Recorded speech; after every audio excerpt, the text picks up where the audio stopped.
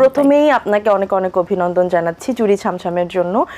এই পর্যন্ত আমরা জানি যে এক মাসে চুরি ছামছাম অলমোস্ট 11 মিলিয়নের চলে এসেছে এবং 11 মিলিয়নও ক্রস করবে বেশ শীঘ্রই, আমরা সেটাই আশা করছি।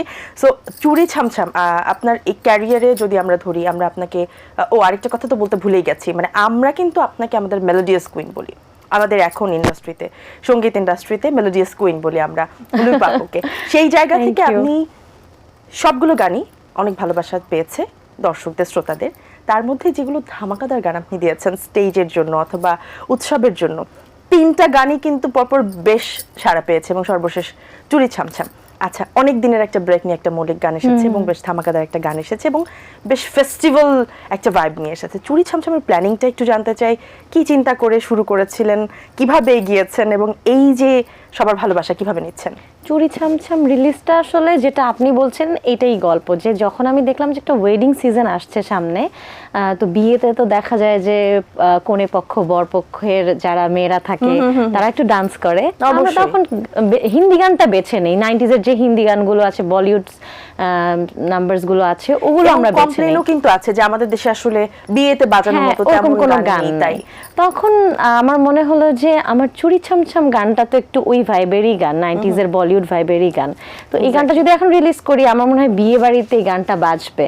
তো এই গানটা নিয়েই কাজ করলাম এবং এই গানটা রিলিজ হওয়ার পরে আমি দেখলাম যে আমি এইবার আমরা যেটাকে সিজন বলি, আমাদের শো এর সিজন, তো শো কনসার্ট যখন করলাম আমি দেখলাম বেশিরভাগ প্রোগ্রামস কিন্তু আমি ওয়েডিং প্রোগ্রাম করেছি এবার। এবং ওই যে বিয়ে বাড়িতে গিয়ে যে কোনে পক্ষ বর পক্ষ এসে সবাই মিলে চুরি ছামছাম গান রিকোয়েস্ট করছে, নাচছে, এটা আসলে আমাকে অন্যরকম একটা ভালো লাগা দিচ্ছে। অবশ্যই তাই। আচ্ছা, এরপরে চুরি ছামছামের যে ট্রেন্ডিংটা সেটা নিয়ে আমরা পরে কথা বলবো, কিন্তু কোনো নির্দিষ্ট গান থেকে আপনি ইন্সপায়ার হয়েছেন কিনা, অথবা চুরি ছামছামের জন্য আপনার আলাদা কোনো প্ল্যানিং ছিল কিনা, কতদিন ভেবেছেন? অনেকে অনেক গানের সাথে মেলাতে পারে চুরি ছামছাম। গানের নামগুলো এখন আমি না বলি, কারণ সবাই, আমি কমেন্টগুলো কিন্তু সবগুলো আমি নিজে পড়ি এবং নিজেই রিপ্লাই করি। সো কমেন্টে আমি দেখেছি অনেকে অনেক গানের সাথে মিলিয়েছেন। হ্যাঁ, প্রত্যেকটা গানের সাথে আমি মিল রাখার চেষ্টা করেছি, সো দ্যাট আমাদেরকে আসলে অন্য দেশের গানের প্রতি না ঝুঁকে পড়ে আমরা যেন আমাদের গানগুলো ইউজ করতে পারি, আমাদের গানে যেন নাচতে পারি, সেটাই আমার চেষ্টা ছিল। আর এই গানটা শুরু যেটা হয়েছিল সেটা আমি বলবো যে আমাদের সবার প্রিয় জুয়েল মোর্শেদ ভাই, উনি আমাকে পরিচয় করান তানভীর, আবির, রাকিব ওদের সাথে। তানভীর, আবির হচ্ছে ওরা তাণ্ডবের যে টাইটেল ট্র্যাকটা সেটা ওদের করা, এবং ওদেরকে ফার্স্টে যখন ওদের সাথে আমি মিট আপ করলাম, তখন আমার কাছে ওদের কাজগুলো শুনে আমার মনে হয়েছে এখনকার প্রজন্মের যারা অডিয়েন্স, জেনজি বলে আমরা যাদেরকে, সেই অডিয়েন্সদের জন্য অ্যাপ্রোপ্রিয়েট গান ওরা বানাতে পারে। তখন আমি বললাম যে আচ্ছা, আমার সাথে যখন আমার কোনো বন্ধুর দেখা হয় তখন, বা আমার সমবয়সী কারো দেখা হয়, তারা আমাকে এসে বলে আমার আম্মু আপনার গান অনেক পছন্দ করে, আমার আব্বু তোমার গান অনেক পছন্দ করে। সো আমি দেখলাম যে আমার অডিয়েন্স আসলে ওই লেভেলের,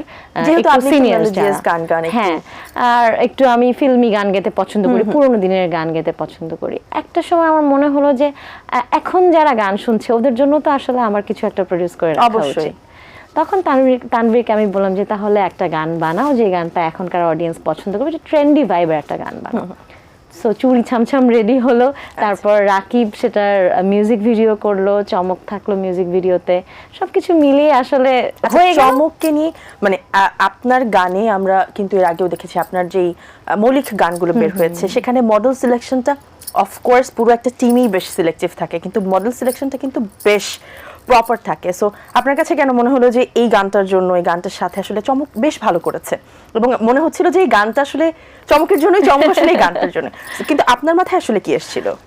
আমি কিন্তু সবসময় আসলে আমার মৌলিক গান যেগুলো আছে, সফট নাম্বারের পাশাপাশি একটু মেলোডিয়াস গানের পাশাপাশি আমি চেষ্টা করেছি ফিল্মি ভাইবের গান করার জন্য, কারণ আমার ফিল্মে একটু কম গান গাওয়া হয়েছে।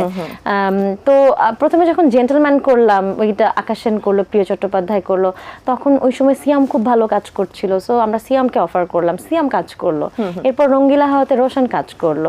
এবার যখন এই গানটা খুব গার্লি একটা গান, চুরি ছামছাম, তখন আমার কাছে মনে হলো যে যেহেতু আমরা অডিয়েন্সের ব্যাপারে খুব সিলেক্টিভ হয়েছি, যে এখন জেনজি যারা আছে ওরা যেন গানটা পছন্দ করে, তো আমাকে মডেলও এমন রাখতে হবে যে যারা এই প্রজন্মের মানুষের জন্য যারা আছে তাদেরকে নিয়ে কাজ করে, তাদেরকে ইনফ্লুয়েন্স করে, তাদেরকে ইন্সপায়ার করে। সো ইনফ্লুয়েন্সারদের মধ্যে আমি আসলে খুঁজছিলাম, দেখলাম যে চমক এখন বাংলাদেশকে এত সুন্দর করে রিপ্রেজেন্ট করছে। আমার ওর ওই কন্টেন্টগুলো খুব ভালো লেগে যায়, এবং যখন রাকিব আমাকে প্রপোজাল পাঠায় যে আমরা চমককে নিতে চাই এই কাজে, তখন একবারেই আর কোনো জিজ্ঞাসা না করে আমিও রাজি হয়ে যাই যে হ্যাঁ ব্যাচে বলে একদম মিলে গেছে। হ্যাঁ, চমক আপুর কিন্তু এখন যে কন্টেন্ট গুলো হচ্ছে সেগুলো নিয়েও যদি কথা বলি, একেবারে আমাদের ট্রেডিশন গুলো তুলে ধরছে এবং মনে হচ্ছে যে যাচ্ছে, মানে আমাদের ট্রেডিশনের সঙ্গে যাচ্ছে। সো সেখান থেকে যেহেতু চুড়ি বা ফেস্টিভটাও আমাদের ট্রেডিশনের একটা পার্ট, বেশ সুন্দরভাবে এবং সে বেশ ভালোও করেছে। হ্যাঁ।